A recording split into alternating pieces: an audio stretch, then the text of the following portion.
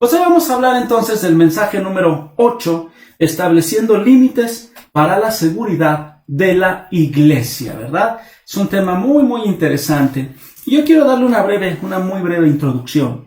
En la vida cotidiana, hermano, los límites son esenciales para nuestra seguridad. Hay límites que le ponemos al fuego, el cual lo dejamos dentro de la chimenea. Límites en cuanto a el frío, en cuanto al calor, límites en cuanto a nuestra alimentación, límites en cuanto al ruido, ¿verdad? Yo doy una materia que se llama seguridad e higiene y hablamos sobre los niveles de decibeles que debe de soportar un ser humano. Los límites en la línea amarilla del metro, si usted rebasa esa línea amarilla, cuando pase el metro se lo va a llevar. Y ha habido muchas situaciones en que personas rebasan esa línea amarilla y vemos los terribles accidentes en el metro, ¿verdad? Límites de velocidad en los automóviles. Hay personas, ¿verdad?, que pues hay en las carreteras, usted va manejando, ¿verdad?, y dice límite de velocidad 90 kilómetros, 120 kilómetros, y hacen caso omiso, ¿verdad? Andan a 200 kilómetros, 180 kilómetros, y ante un percance, ante una situación, pues no pueden controlar el vehículo. ¿Por qué? Porque han rebasado la velocidad límite y por lo tanto ponen en riesgo su vida muchas veces.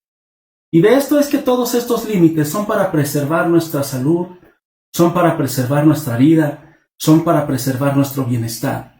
Cuando nosotros rebasamos esos límites, ponemos en riesgo nuestra salud e inclusive ponemos en riesgo nuestra propia vida. En la vida espiritual, amado hermano, lo mismo sucede. Necesitamos límites que limiten nuestra vida espiritual para no poner en riesgo nuestra salud espiritual y aún más nuestra vida espiritual. Y el apóstol Pablo, precisamente en este capítulo número 10 que le escribe a los Corintios de la primera carta, establece una serie de límites para que precisamente la iglesia en Corinto los tomara en cuenta para que no cayera en los errores que otros cayeron. En este caso, el pueblo de Israel. Vamos a explorar pues en este mensaje esos límites para salvaguardar nuestra vida espiritual. Así como tenemos límites en el automóvil con la velocidad, así como tenemos límites de la línea amarilla del pasillo del metro, ¿verdad? Así como tenemos límites en nuestras vidas, también tenemos límites en nuestra vida espiritual.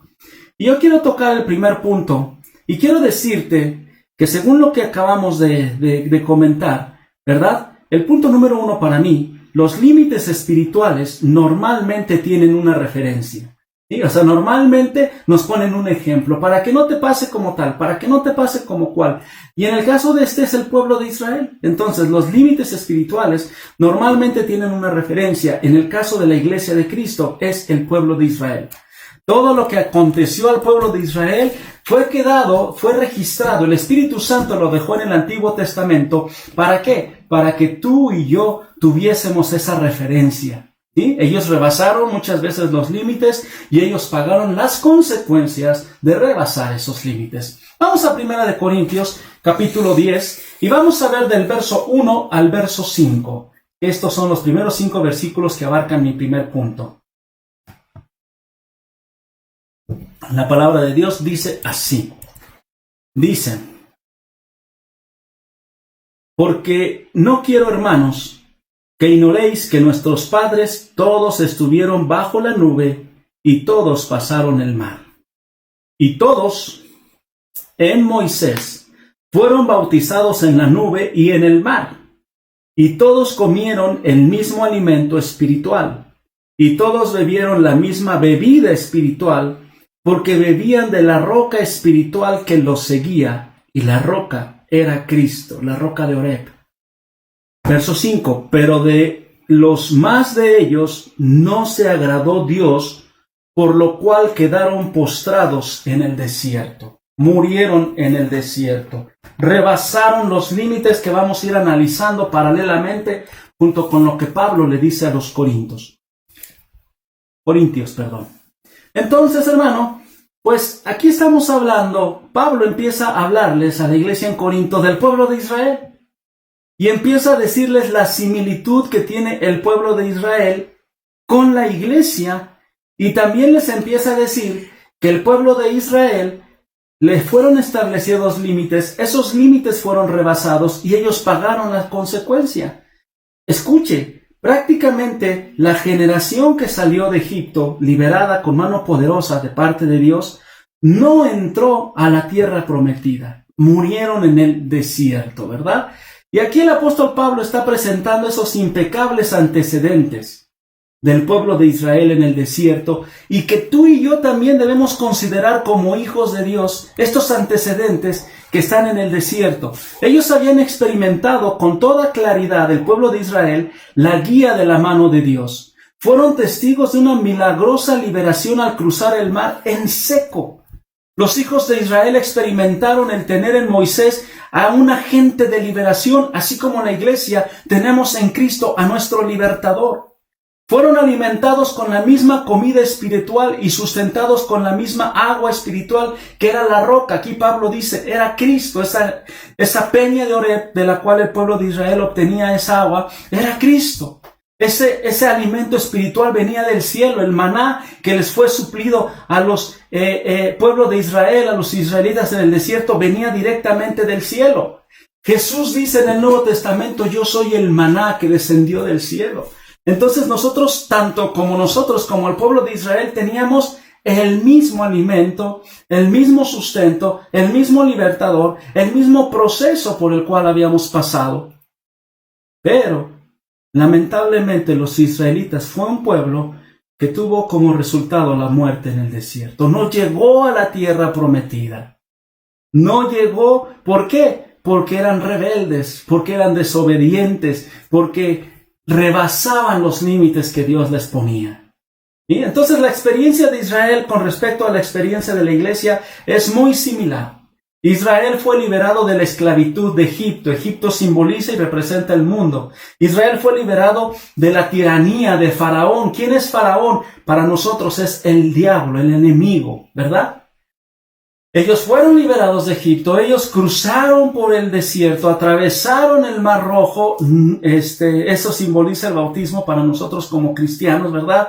Ellos pasaron por ese desierto, ellos tenían que llegar a la tierra prometida, a la tierra que fluía leche y miel, a Canaán. Nosotros vamos a llegar a la Israel celestial, a la Jerusalén celestial, a esa ciudad que tiene calles de oro, mar de cristal, pero no hemos llegado. Estamos en el proceso de transición. En el proceso de transición, hermano, dice la palabra de Dios que los israelitas, prácticamente toda la generación, pereció en el desierto. Solamente dos personajes, bueno, uno en concreto, del cual se nos habla, que es Josué, Josué y Caleb, son dos personajes que pasaron la tierra prometida, porque inclusive ni siquiera Moisés, acuérdese que tuvo un momento de ira, de arrebatamiento y golpeó la roca. Y solamente se le permitió ver la tierra de lejos. Pero nosotros, hermano, ahora como estamos en Cristo, tenemos esa promesa de llegar a los cielos nuevos, a la tierra nueva. Pero estamos en el proceso de transición. Y el apóstol Pablo les está advirtiendo a la iglesia, ojo, no crean que porque estamos en el camino vamos a llegar. De hecho, en el pasaje anterior, ¿verdad? Que dijo que algunos no van a llegar. Y algunos no van a alcanzar la meta. Y aquí les está hablando y les está diciendo, hay una serie de restricciones, hay una serie de límites que tenemos que observar para no desviarnos y en un momento determinado perecer en el desierto. Tenemos que llegar a la tierra prometida. Nosotros, hermano, comenzamos con nuestra esclavitud en este mundo y después pasamos a un lugar de entrenamiento donde estamos aprendiendo el camino de Dios, donde estamos atravesando esta vida, hermanos, dice la palabra de Dios, el apóstol Pablo mismo lo dice, que somos peregrinos, que somos extranjeros, que estamos de paso, que nos vamos a graduar. Por eso es que ahora, cuando un hermano en Cristo muere, un pastor en Cristo muere, luego le ponemos, se graduó, alcanzó la promesa, está delante del Padre. Pero tú y yo no nos hemos graduado. Tú y yo estamos en riesgo de poder ser descalificados antes de llegar a la meta final. Amén.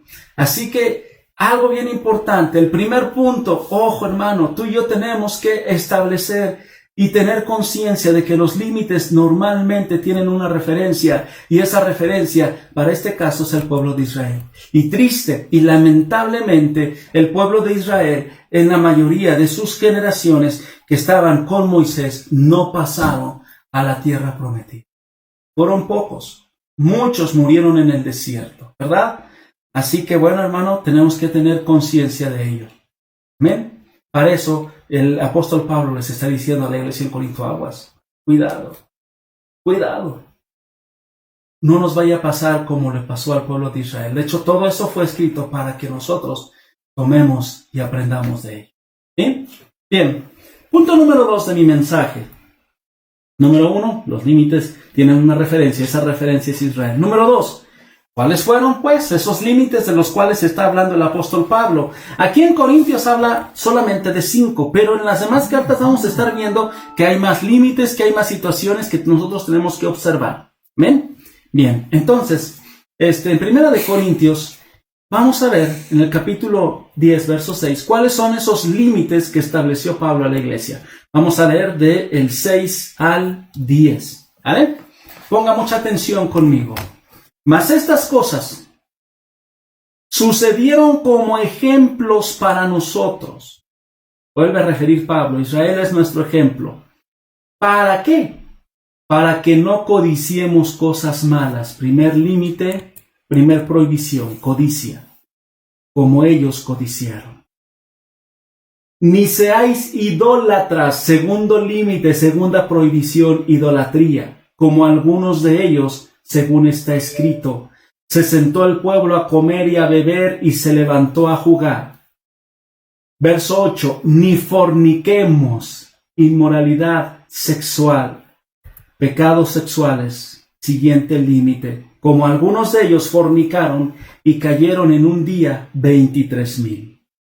Verso número 9, ni tentemos al Señor, otro límite, otra prohibición, tentar al Señor, como también algunos de ellos le tentaron y perecieron por las serpientes. Verso número 10, ni murmuréis. La murmuración es otro límite, es otra prohibición, como algunos de ellos murmuraron y perecieron por el destructor. Dese cuenta que cada uno de estos límites lleva como consecuencia la muerte. Obviamente estamos hablando en el pueblo de Israel, en el antiguo pacto, la muerte era literal, la muerte era física, y ahorita la vamos a ver más adelante. Se desbordaba la mortandad. Y aquí nosotros podemos identificar, como le decía yo hace un momento, cinco límites o prohibiciones establecidas por Pablo a la iglesia basado en la historia de Israel. Estas cosas, dice, sucedieron como ejemplo para nosotros, para que no te mires en ese espejo, le dice Pablo a la iglesia en Corinto. Desmenucemos pues rápidamente estos cinco límites, estas cinco prohibiciones de las cuales habla Pablo. La codicia.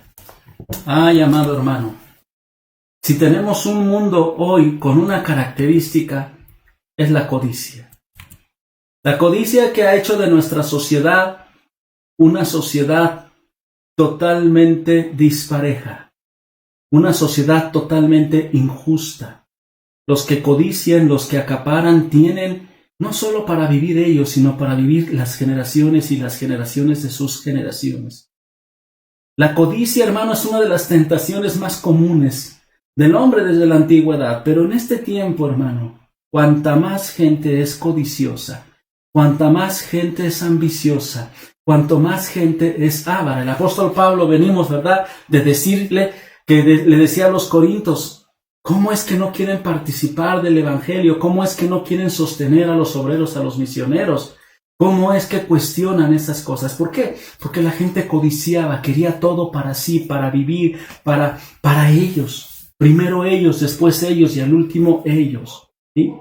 Tú y yo tenemos que aprender a vivir en un mundo codicioso, no siendo partícipe de él, poniendo nuestro límite.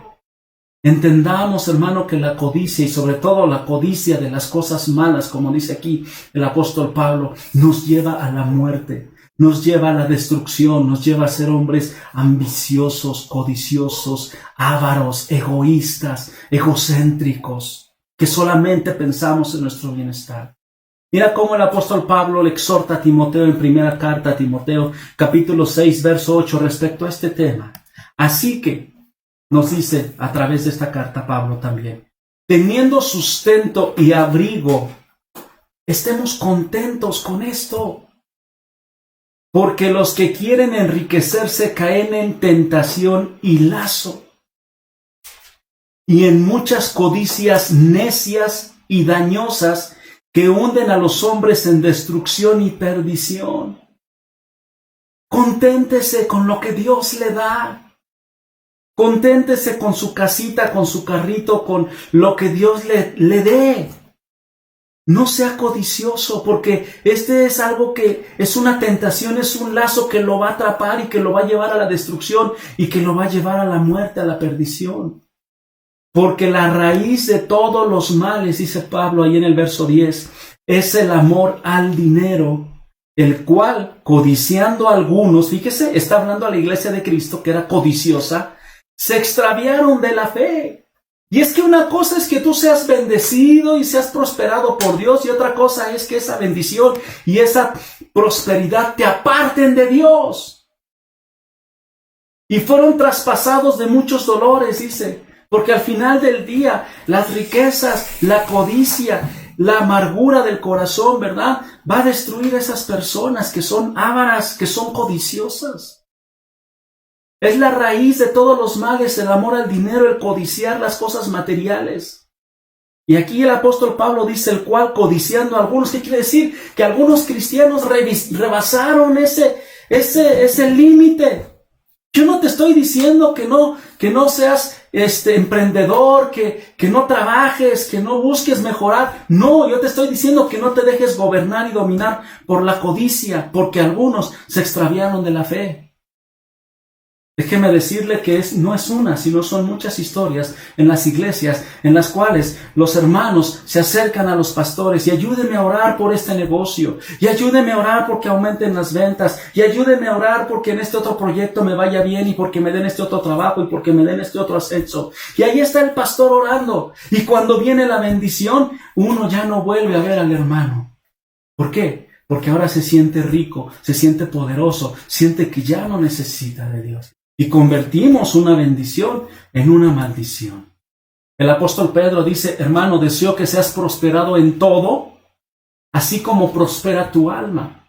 Que directamente, proporcionalmente, como prosperas en lo material, prosperes en lo espiritual. O no seas como aquel hermano que llegó con el pastor y le dijo, hermano, ya no quiero que siga orando por mí, por mis ascensos. ¿Por qué, hermano? Pues porque cada vez que me dan un ascenso, me pagan más y me gozo por eso, pero por otro lado me duele porque va aumentando el diezmo. Hágame favor. No, ya no quiero que aumente mis ingresos. Hermano, tengamos mucho cuidado con la codicia. La codicia, como dice aquí el apóstol Pablo a Timoteo, es la raíz de todos los males, el amor al dinero, pero además, en los cristianos se llegan a extraviar de la fe. Llegas a caer en la apostasía y esa bendición la conviertes en maldición. Límite número 2, la idolatría. Ya habíamos comentado acerca de Pablo. Pablo habla mucho acerca de la idolatría, y especialmente a los corintios, porque los corintios eran idólatras, excelentemente idólatras. Era una cultura que se dejaba dominar e influenciar mucho por el pluralismo que ya hablamos en mensajes pasados, por las costumbres, por las tradiciones, por la cultura de esa ciudad. Pero aquí Pablo empieza a detallar el límite o la prohibición de la idolatría. Y vamos a 1 Corintios 10 y vamos a leer del verso 14 al verso 22. Pablo se mete fuertemente en este tema y dice, por tanto, amados míos, huid de la idolatría. Como a sensatos os hablo, juzgad vosotros lo que digo. La copa de bendición que bendecimos, ¿no es la comunión de la sangre de Cristo? ¿El pan que partimos no es la comunión del cuerpo de Cristo?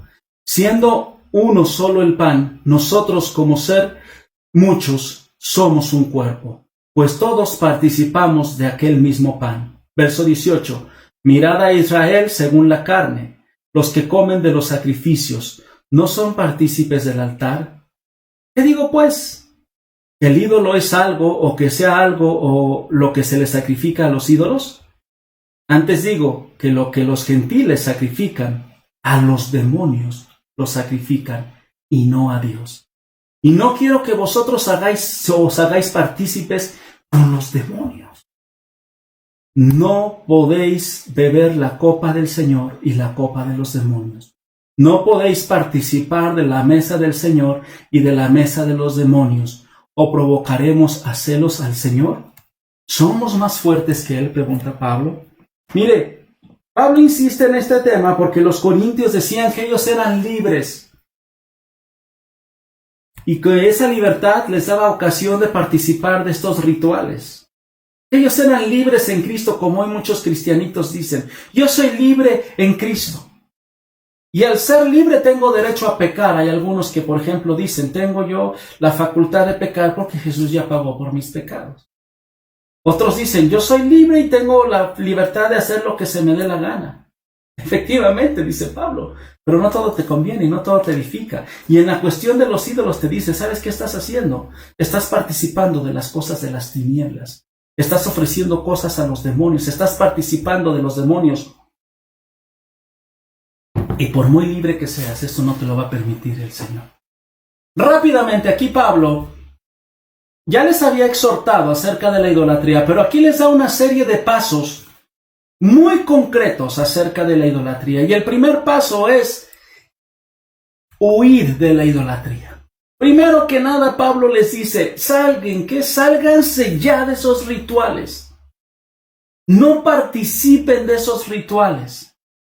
Yo lo decía cuando hablábamos acerca del pluralismo. Tienes un título gubernamental, tienes una posición social, laboral, económica, lo que tú quieras, y eso te hace participar de ceremonias y de rituales que van en contra de la palabra de Dios. Abandona ese trabajo, abandona ese puesto, abandona esa situación. Más vale que salves tu alma a que conserves tu trabajo y pierdas tu alma.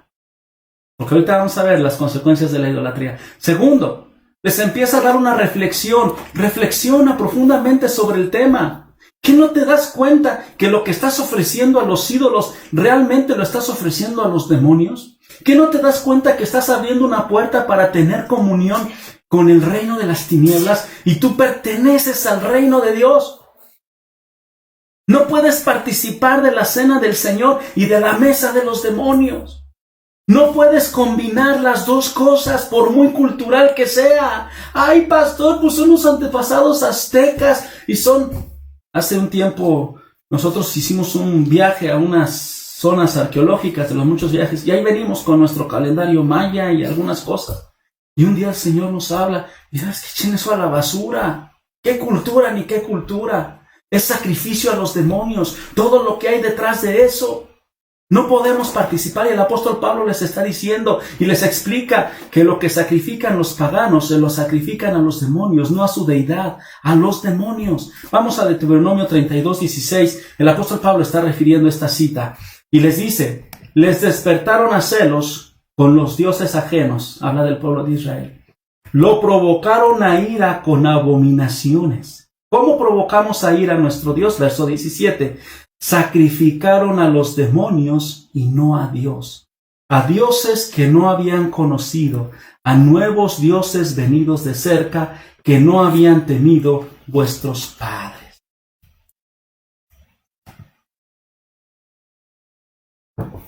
No se puede participar de la Santa Cena, la comunión con nuestro Dios y al mismo tiempo participar en la comunión con los demonios. Y es interesante, hermano, observar en este contexto que algunos recipientes y tazas que fueron encontradas por los arqueólogos en la ciudad de Corinto tienen grabados los nombres de esos dioses paganos. Y la iglesia en Corinto participaba de esto. Por eso el apóstol Pablo les dice, número 1, salte ya de la idolatría, huye de la idolatría. Número 2, reflexiona. ¿Qué estás haciendo? Estás provocando a celos al Señor. Estás sacrificando a los demonios. Tercero, no provoquemos a celo a Dios. El punto principal del argumento es que los corintios provocaban a celos a Dios. Se sentían más fuertes que Él, como para sobrevivir tal provocación. Ahorita vamos a hablar acerca de tentar a Dios. Y habiendo expuesto lo que realmente sucede en las comidas paganas, en los sacrificios, que justificaban su participación los corintios. ¿Por qué? Porque pertenecían a la alta alcurnia, a la alta sociedad, y esa sociedad les animaba y les incitaba a que participaran de esos rituales. ¿Sí? Y bueno, hermano, aquí el apóstol Pablo les dice, huye, reflexiona y finalmente no provoques a Dios. No lo provoques. ¿Sí? Y número 4, la idolatría puede hacer caer a otros. Vamos a 1 Corintios 10:23 y vamos a leer del 23 al 33. El apóstol Pablo habla mucho acerca de la idolatría en este capítulo, pero les da lineamientos muy concretos para no rebasar los límites de la idolatría. Número 4, no usar idolatría para hacer caer a otro. Vamos a 1 Corintios 10:23 y dice, Pablo, todo me es lícito, como ustedes argumentan, pero no todo conviene. Todo me es lícito, pero no todo edifica. Ninguno busque su propio bien, sino el de otro. No busques congraciarte, no busques nada, sino el de los demás. Verso 25. De todo lo que se vende en la carnicería, comed, sin preguntar nada por motivos de conciencia, porque del Señor es la tierra y su plenitud. Y si algún incrédulo os invita y queréis ir, de todo lo que se os ponga delante, comed, sin preguntar nada por motivos de conciencia. Mas si alguien, verso 28, os dijere, esto fue sacrificado a los ídolos, no lo comáis por causa de aquel que lo declaró y por motivos de conciencia. Porque del Señor es la tierra y su plenitud. La conciencia, digo, no la tuya, sino la de otro. Pues, ¿por qué se ha de juzgar mi libertad por la conciencia de otro? Si yo con agradecimiento participo, ¿por qué he de ser censurado por aquello que doy gracias? Verso 31. Si pues coméis o bebéis, o hacéis otra cosa, hacedlo todo para la gloria de Dios. No seáis tropiezo ni a judíos, ni a gentiles, ni a la iglesia de Dios. Como también yo en todas las cosas agrado a todos, no procurando mi propio beneficio, sino el de muchos, para que sean salvos. En otras palabras, el apóstol Pablo le está diciendo a los corintios, no participes de la idolatría si eso será piedra de tropiezo para cualquier otro. No la participes. Ahora, si tú vas a la carnicería, como dice aquí, y resulta que en la carnicería eso ellos lo ofrecieron a los ídolos, pero tú no tienes conciencia de ello y tú vas y compras, no pasa nada. Por ejemplo, si tú vas, no sé, se me ocurre, a un pueblito y te encuentras un lugar de panes y te gusta el pan y te lo comes y te lo compras, y resulta que la persona pues fue y ofreció ese pan a su ídolo, a su virgen, a su santo, para que tuviera muchas ventas, tú ni eres consciente de eso. Pero si la persona te dice, mire, le vendo este pancito que ya está bendecido por la Virgen de la Macarena y que además, entonces ahí ya no. Y sea usted claro con la persona. ¿Sabe qué? No, porque usted ya lo ofreció a sus ídolos. Yo no puedo participar de eso. ¿Sí me explico? Entonces, así tan claro el apóstol Pablo habla acerca de la idolatría a los corintios, porque ellos buscaban por dónde colarse y decir, no, pero es que tenemos que en la libertad y debemos de participar y debemos de ser empáticos, no debemos de ser ermitaños ni huraños con las personas. No, eso es una cosa. Y la otra cosa es participar de esos rituales. No participe usted. Va a hacer caer a muchos. Límite número 3, la inmoralidad sexual. Pablo hablaba mucho de inmoralidad sexual también a los corintios y prohíbe la inmoralidad sexual, la fornicación en casos concretos. Era una conducta muy aceptable en los corintios. Acuérdense que se sentían muy filosóficos, muy sabios, ¿no? Y decían, pues es un tributo a Afrodita, la diosa del amor. Todas estas ceremonias que tenemos que eran verdaderas orgías. El apóstol Pablo les dice, no deben de participar, porque las consecuencias de tal conducta para Israel fue la muerte. La inmoralidad sexual puede verse, no en nuestros tiempos, como una muerte física, pero sí como una muerte espiritual. Aquel que está en fornicación muere espiritualmente poco. Vamos a Números 25:1 y vamos a ver cómo el pueblo de Israel, cuando caía en estos límites y los excedía, cómo venía la mortandad sobre ellos.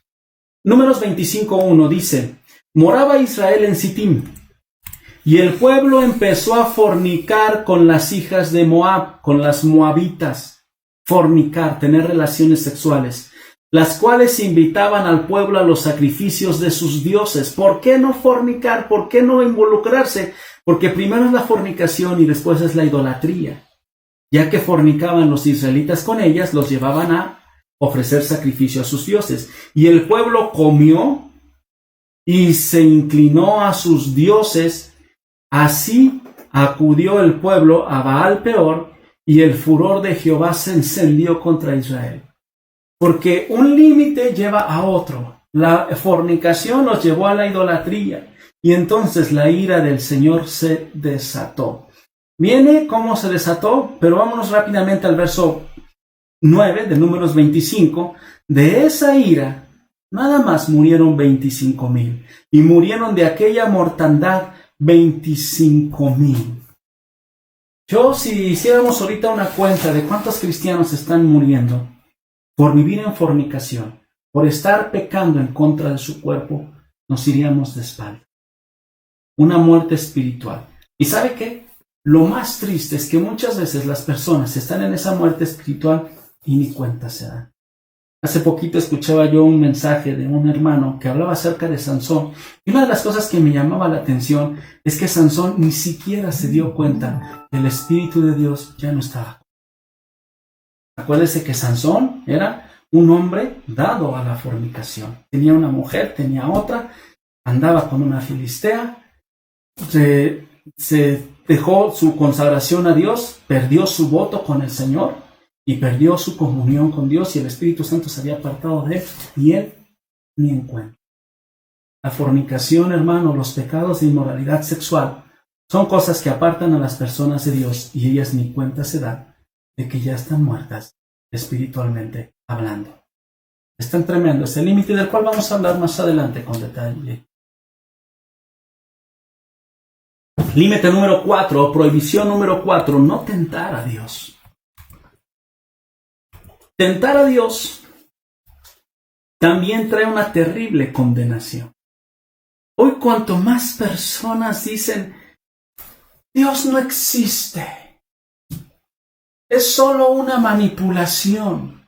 Muchos dicen, la religión es el opio del hombre. Y sí, es cierto, la religión es el opio del hombre. Pero muchos confunden a la religión con Dios.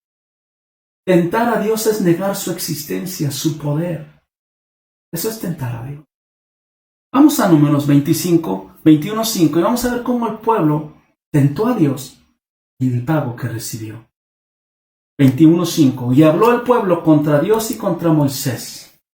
¿Por qué nos hiciste subir de Egipto para que muramos en este desierto? Pues no hay pan ni agua, y nuestra alma tiene fastidio de este pan tan liviano, el maná. Dios santo. Y Jehová envió entre el pueblo serpientes ardientes que mordían al pueblo, y murió mucho pueblo de Israel. En el Antiguo Testamento, cuando había una tentación, inmediatamente la ira de Dios se encendía contra Israel. Verso 7.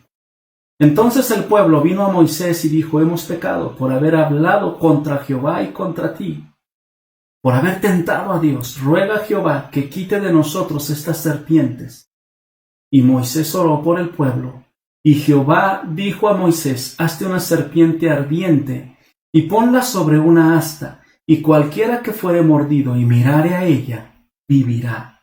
Y Moisés hizo una serpiente de bronce, y la puso sobre una asta, y cuando alguna serpiente mordía a alguno, miraba a la serpiente de bronce y vivía. La similitud que existe entre el pueblo de Israel y la iglesia cristiana es tremenda. Esta serpiente de bronce representa a Jesucristo. Todo aquel que es muerto por tentar a Dios, por el pecado, por negar la existencia de Dios, por murmurar contra Dios, tiene la oportunidad de voltear a Cristo y vivir. Eso era en el tiempo del pueblo de Israel. Hoy en nuestro tiempo tenemos esa oportunidad de volvernos a Cristo. Y bueno, pues había algunos corintios, ¿verdad?, que pues reclamaban su derecho de comer, que no les había sucedido nada, que ellos podían comer y beber y que no pasaba nada, ¿no? Porque querían ver tal vez la manifestación del Dios del antiguo pacto. Gracias a Dios que hoy tenemos un Dios del nuevo pacto grande en misericordia, cuya ira ha sido saciada por Jesucristo en la cruz del Calvario. ¿Sí? Sin embargo, todos los hombres que tientan a Dios tendrán su retribución tarde o temprano. Conocemos a líderes, conocemos a políticos, conocemos a personajes que blasfemaron el nombre de Dios. Hoy están muertos. Líderes que decían Dios no existe y blasfemaban y hablaban en contra de Él. Líderes poderosos, presidentes de naciones, hombres de negocios, artistas, gente muy famosa que tentó a Dios y hoy está muerta. Límite número 5 y último, la murmuración, que tiene mucho que ver con el anterior.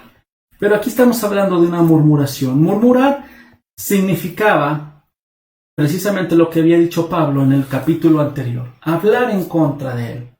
Cuestionar su ministerio, cuestionar el sustento, cuestionar muchas cosas acerca del ministro, del servidor.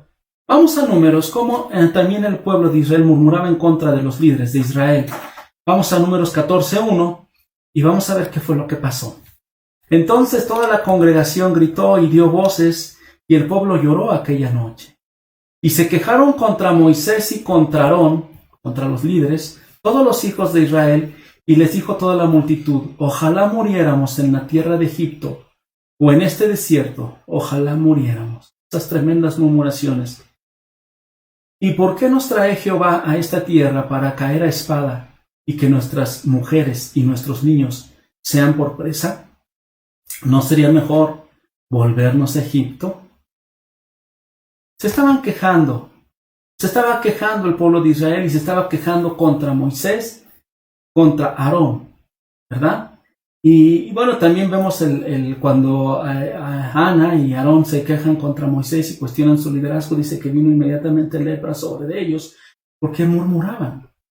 Y a veces nosotros murmuramos cuando estamos pasando por dificultades. Y a veces le preguntamos a Dios y a veces murmuramos: ¿y por qué me trajiste a este desierto? ¿Y por qué yo estoy pasando por esta prueba? Cuando debemos recordar que Dios está en control de nuestras vidas y que en medio de toda dificultad y toda adversidad su nombre es glorificado. Y que debemos de ser como el siervo Job, que decía: Jehová Dios dio, Jehová Dios quitó, sea su nombre exaltado. Jamás debemos de recurrir a la murmuración en contra de los líderes ni en contra de Dios, mucho menos, ¿verdad? ¿Por qué? Porque con esto nosotros estamos negando la bondad de Dios, estamos negando su provisión, nos estamos dejando llevar por las circunstancias y estamos murmurando. Y todo aquel que murmura recibe su retribución. Aquí también hubo una gran mortandad, ¿verdad? Estos son los límites, hermano, de los cuales el apóstol Pablo les habla a los corintios y les dice que no los rebasen. Ahora vamos al punto número 3. ¿Por qué los estaba poniendo Pablo? Bueno, ya vimos, primero para que no pasara lo mismo que con Israel, pero vamos a ver qué propósito a detalle o qué propósitos a detalle tienen estos límites en este punto número 3. Los límites tienen un propósito. Vamos a 1 Corintios 10:11 y dice: y estas cosas les acontecieron como ejemplo y están escritas para amonestarnos a nosotros, a quienes han alcanzado los fines de los siglos. A la iglesia de Cristo. Verso 12. Así que el que piensa estar firme, mire que no caiga. El límite es establecido para que no te vayas, para que no rebases esa línea amarilla del metro y te lleve el metro y te mueras. Para que no rebases ese límite de velocidad y tu auto salga y se destruya hecho pedacitos. Para eso, ¿para qué? Para que no caigas, para que te mantengas firme. Verso 13, dice Pablo: no nos ha sobrevenido ninguna tentación que no sea humana, pero fiel es Dios que no os dejará ser tentados más de lo que podáis resistir. sino que dará también juntamente con la tentación la salida para que podáis soportar. Entonces, ¿por qué estos límites? ¿Por qué estas prohibiciones? Por nuestra seguridad. Número 1, para tomar ejemplo y no vernos en el espejo de Israel que murió físicamente y nosotros estamos en el peligro de morir espiritualmente. Número 2, sirven para amonestarnos cuando los estamos rebasando. Se prenda una alarma. Nos sirven para no caer y para mantenernos firmes. Para eso nos sirven. No fueron puestos más alto de lo que podamos soportar, no son límites inhumanos, no es algo que no puedas hacer, es algo que tienes capacidad de hacerlo. La tentación nunca va a ser más allá de lo que tú puedas soportar. Y número 5, el vivir en el límite siempre nos dará una salida victoriosa para no caer. Amén. Para no perdernos, para llegar a la meta, para cumplir nuestro propósito. Concluyo mi mensaje, hermano, acerca de los límites espirituales. Los límites espirituales normalmente tienen una referencia, y esto es el pueblo de Israel. Lea usted el Antiguo Testamento, lea el libro de los Números, el Pentateuco, y vea cómo el pueblo de Israel fue rebelde contumaz. Y dése cuenta de los errores y las consecuencias que pagaron. Y es una similitud con la iglesia de Cristo. Número 2, ¿cuáles fueron esos límites que estableció Pablo? La codicia. Deje de ser codicioso.